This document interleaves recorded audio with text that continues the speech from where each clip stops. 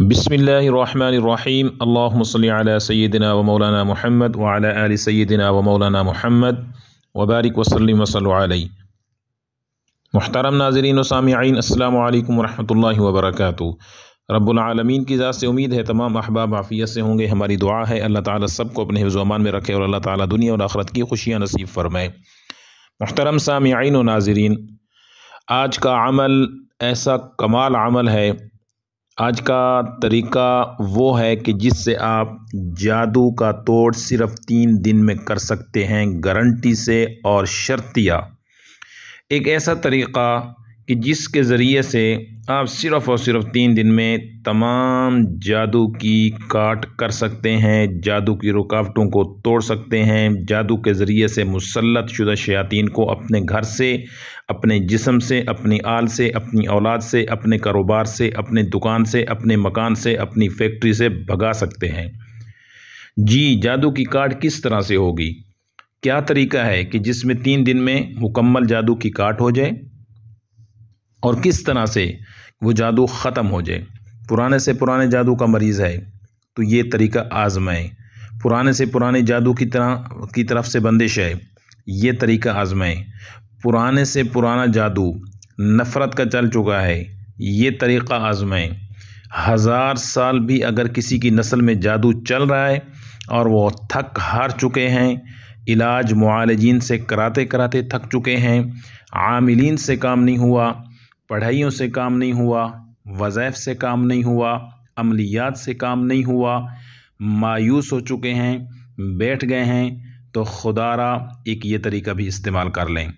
आप कहेंगे उल्लू के नाखून से किस तरह से इलाज होगा, उल्लू के नाखून से किस तरह तोड़ होगा?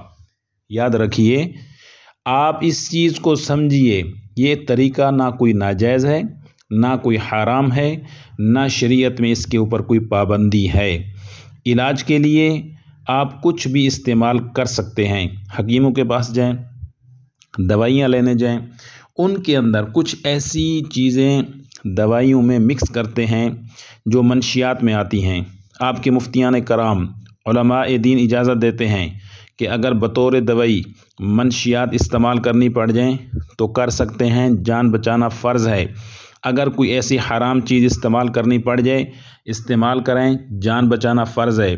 तो यहाँ पर भी कायदा कुलिया वही है, उल्लू हराम खाने में हो सकता है, उल्लू हराम खाने की चीज़ों में इस्तेमाल करने में हो सकता है, लेकिन उल्लू का बाल, उल्लू की आँख और उल्लू के परिंदा जो है उसके नाखन इस्तेमाल करना है। ना तो आपने उसको खाना है, ना उसको पीना है, ना मरीज़ को पिलाना है, सिर्फ़ उसको अपने पास एक मखसूस तरीके से रखना है, जिससे आपके जादू की काट सिर्फ़ 3 दिन में हो सकती है।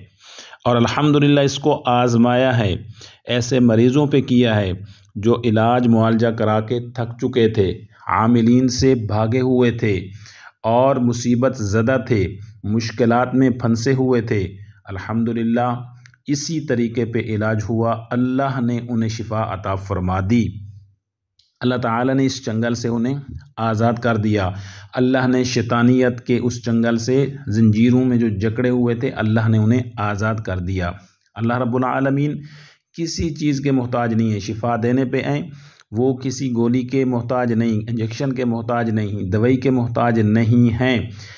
अल्लाह पाक शिफा देने पे आए तो किसी वजीफ़े के अल्लाह मोहताज नहीं हैं, किसी पढ़ाई और मंज़ल तिलावत के भी मोहताज नहीं हैं, मुआलिजीन और आमिलीन के मोहताज भी अल्लाह ताला नहीं हैं। लेकिन अल्लाह ने कुछ असबाब पैदा फरमाए हैं। अल्लाह ताला ने दवाई को बनाया, पैदा किया और उस इलाज को सुन्नत करार दिया ताकि वो भी इलाज हो। अल्लाह के कलाम के अंदर शिफा है, इसमें कोई शक नहीं है कि अल्लाह ताला के कलाम में शिफा नहीं है। इसी तरह अल्लाह ताला ने जड़ी बूटियाँ पैदा की, उनमें भी अल्लाह ने शिफा रखी। अल्लाह ने इस मिट्टी में शिफा रखी, अल्लाह ने पानी में भी शिफा रखी है, अल्लाह ने दरख्तों के पत्तों में शिफा रखी है, अल्लाह ताला ने नबातात में शिफा रखी, जंगल की बूटियाँ जो हकीम हजरात उठा कर लाते हैं अल्लाह ने उनमें शिफ़ा रखी है, तो ये भी अल्लाह की मखलूक है। अल्लाह ने इसके परों में भी शिफ़ा, अल्लाह ने इसकी हड्डियों में भी शिफ़ा रखी है, अल्लाह ने इसके नाखून में भी शिफ़ा रखी है। ये एक अमल हमें मिला है एक ऐसे दरवेश से, एक ऐसे बुज़ुर्ग से जो इखलास से भरे हुए थे और एक मिटे हुए इंसान थे। उनसे ये अमल हमें मिला और इसका तरीक़ा कार भी उन्होंने बताया, हमने इसे आज़माया तो अल्लाह ताला ने ऐसे मरीज़ों को जो जादू में मुब्तला थे, काले इल्म में मुब्तला थे, उनके ऊपर चल चुका था, उनकी ज़हनी हालत ख़राब थी या उनकी जिस्मानी हालत ख़राब थी या उनके कारोबार ख़राब था, किसी भी जादू की वजह से कोई मसले मसाइल थे, तो अल्लाह ताला ने इस तरीके से उनके इन मसाइल को ख़त्म फरमा दिया और शिफा भी अता फरमा दी। अब वो तरीक़ा क्या है? तरीक़ा ये है कि कहीं से कोई उल्लू पकड़ लें, किसी के ज़िम्मे लगाएं, उसको क़ैद कर लें, पकड़ लें और उसके बाद आपने उसके दायां पाँव के दूसरी उंगली का यानी दाएं पाँव की दूसरी उंगली का आपने नाखून काट लेना है और उस नाखून को काट के आपने चांदी का एक खोल बनवाना है जिसमें तवीज़ बनाया जाता है और उस नाखून को उसके अंदर बंद करवा देना है और उस नाखून को उसमें बंद करके जो भी जादू वाला मरीज़ है उसके गले में डलवा दें।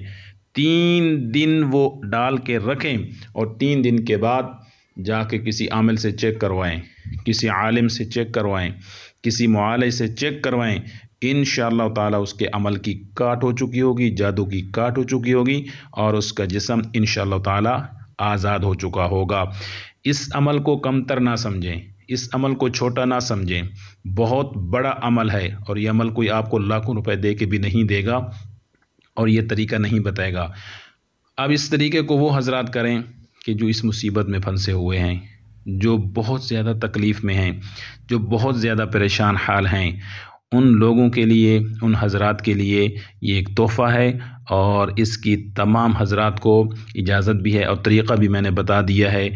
कुछ भी इसमें नहीं पढ़ना, सिर्फ़ ये तरीक़ा इस्तेमाल करें और अगर आमिलीन सुन रहे हैं, इलाज करने वाले, तो वो तरीक़ा किसी मरीज़ पे बतौर तजर्बा इस्तेमाल करके देखें। इंशाअल्लाह ताला 3 दिन में इफ़ाक़ा होगा।